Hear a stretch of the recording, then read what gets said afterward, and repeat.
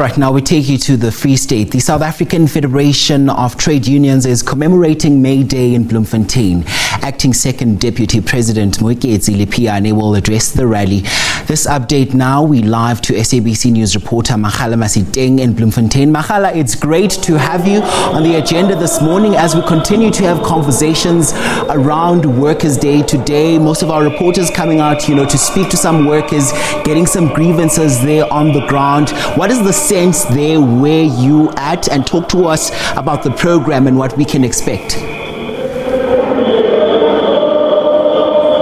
Good morning, Policy. You are right. We are coming live from Bloemfontein. This is where Saftu in the Free State, in the Free State will be celebrating May Day today. We know that this comes at the time where workers in the Free State, especially in various municipalities, have been complaining about some of the issues in terms of getting their salaries.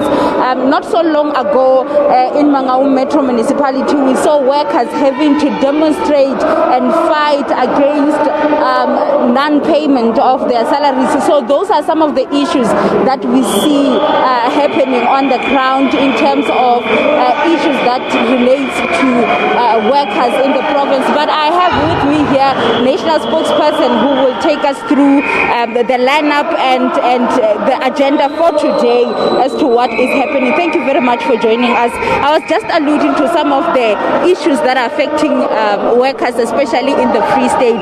But I've seen that Saftu is not that active in the province. What's happening?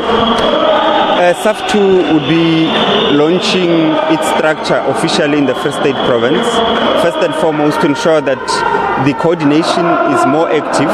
We are just waiting for the National Congress to sit in May, and thereafter the Free State province would also go on to launch its own structure, which will authoritatively be the one that coordinates all the activities in the province. So for today, what's on the program? What are you guys going to be focusing on in terms of the May Day? We are focusing on a number of issues, but we can divide them into two. The first one is that you have what we call the capitalist intransigent character to not create jobs, but also to lead to job losses, or what we call the job split path. The first thing which creates capitalism to have this in its fabric and DNA is because it's predicated on the generation and extraction of profits. Now, that on its own requires the employers to always improvise to ensure that they minimize the cost of production, and by doing that, they either go for retrenchments or they go for wage freezes or wage cuts. Now, as a result, what you then find out is the rising levels of unemployment that arise out of the retrenchments when capitalists tries to restructure in order to maximize their profit. The second issues are on the part of government. Government is embarking on what they call fiscal consolidation, which is basically a neoliberal budget cut program, which is cutting 303 billion from the public sector wage bill, which means nurses, policemen, traffic officers, policemen and women, traffic officers, and other public servants would not be getting increases which are above inflation. But in addition to that, it also affects the ability of government to recruit many of these workers. That's why you find that the education sector alone, for instance, the basic education sector, had not filled 24,000 posts as of the report of last year. But in fact, you also found in the KZN alone that the Department of Education had led about 6,000 and closed 6,000 teaching posts. You come into the health sector, there are about 22,000 of posts which had not been filled. But government will not be filling them because in the medium-term expenditure framework, it has budgeted to cut all these monies which were supposed to hire more public servants and even pay their wages. So as a result, we are here to protest against the budget cuts, but most importantly to raise the flag around the question of retrenchments. So is there an action plan in terms of fighting that, ensuring that workers do get employed, those posts are filled?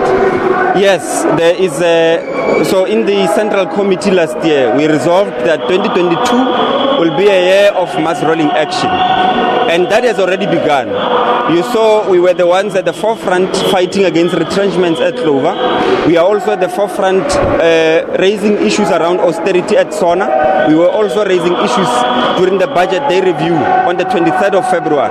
We also, on the 25th of April, went to union buildings where we were protesting and picketing.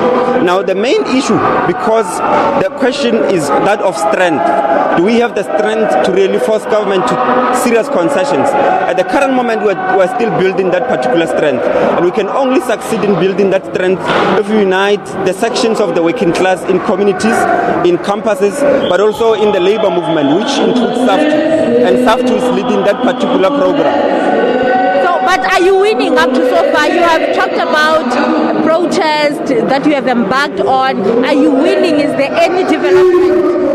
There would not be any immediate victories because we need to build the power of the working class first. The power of the working class, which after 27 years or 28 years of democracy, we have seen a serious demobilization of the student movement, a serious demobilization of the community organizations. And as a result, the power of the working class is not so much that government can concede to concrete demands which we are putting forward. And that's the reason why we are working alongside the Assembly of the Unemployed, the Botshabelo Unemployed Movement, the Goldfields Environmental Justice Groups, which are part of the community and social organizations in the Free State, but also throughout the nation to ensure that we build that power. We are going to the Working Class Summit, which will bring students, labor, and the communities together in a conference of 4 days, and out of that we'll also adopt a program of action which we will roll going forward to fight against austerity and unemployment. So today what can we expect? What's going to happen here?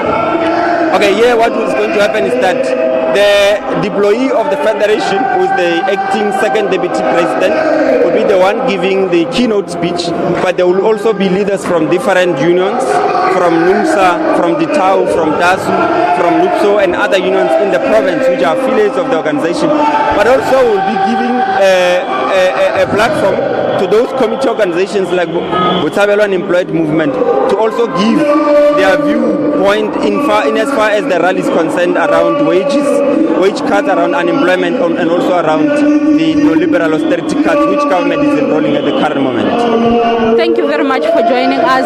That is the national spokesperson of Saftu, just taking us through some of the issues that will be taking place today. He's saying that yes, there will be a keynote address, but they will also be involving some of the movements across the province and some of the unions across the province who will be presenting their issues today. But as you have heard him, just in summary, he's saying that what they are focusing on right now is making sure that they mobilize the unions across the board to ensure that they are able to fight against some of the challenges that are facing workers.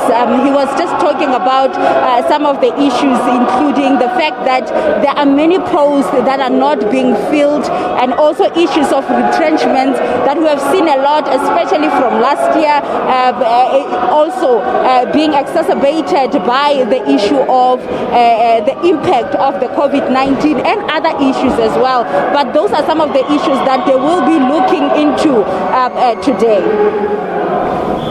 So Makgala, just before we let you go quickly, is there a sense that, there's some sort of hope that these conversations that the foundations of are laid there in such events will eventually yield some fruits?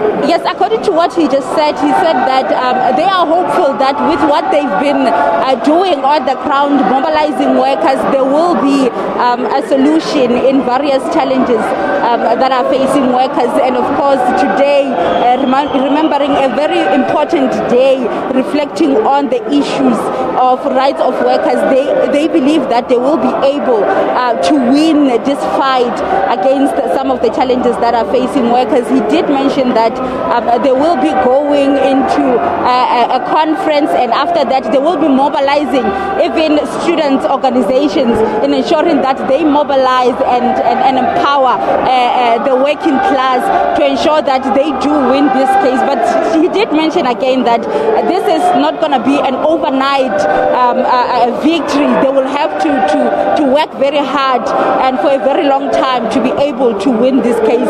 So we will probably see some of the development or changes next year or even years to come. Makgala Masiteng joining us there live in Bloemfontein. We'll be touching base with you a little bit later on in the program as you monitor